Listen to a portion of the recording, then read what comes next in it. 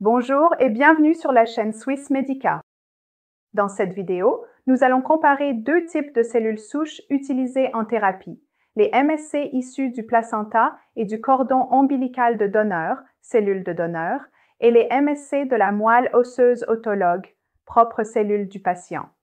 Nous explorerons leurs principales différences, leur utilisation dans les traitements et lesquelles pourraient être les mieux adaptées à vos besoins de santé. Commençons par la source de ces cellules. Les cellules de donneur proviennent de tissus néonataux tels que le placenta ou le cordon ombilical, collectés de manière non invasive après l'accouchement. Ces cellules sont toujours disponibles à la clinique, ne nécessitent aucune procédure invasive et peuvent être stockées dans des biobanques pour une utilisation immédiate.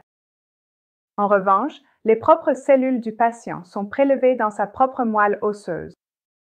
Ce processus nécessite une procédure plus invasive, comme une aspiration de moelle osseuse, qui peut prendre du temps et dépendre de la santé ou de l'âge du patient. Parlons maintenant de l'immunogénicité. Les cellules de donneur peuvent être utilisées dans une transplantation allogénique avec un risque extrêmement faible de rejet immunitaire, mais il existe tout de même une petite possibilité de réponse immunitaire au fil du temps. Les propres cellules du patient, en revanche, ne présentent aucun risque de rejet immunitaire puisqu'elles proviennent de son propre corps, ce qui les rend idéales pour des traitements personnalisés à long terme. En ce qui concerne la prolifération et la fonctionnalité, les cellules de donneur ont une capacité de prolifération plus élevée et une plus grande stabilité génomique. Ces cellules sont très efficaces pour la modulation immunitaire et la régénération vasculaire.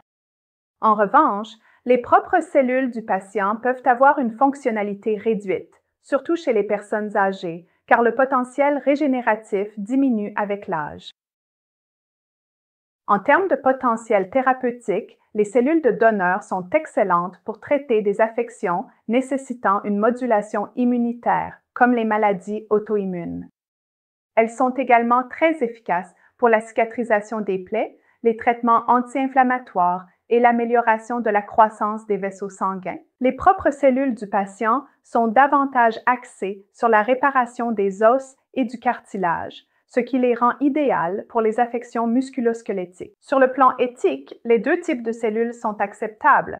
Les cellules de donneur n'impliquent aucun préjudice pour le donneur et les propres cellules du patient ne soulèvent aucune préoccupation éthique puisqu'elles proviennent du patient lui-même, bien que le processus de prélèvement puisse être douloureux et comporte certains risques.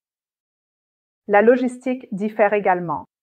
Les cellules de donneur sont généralement plus abordables et plus faciles à utiliser car elles sont facilement disponibles dans les biobanques.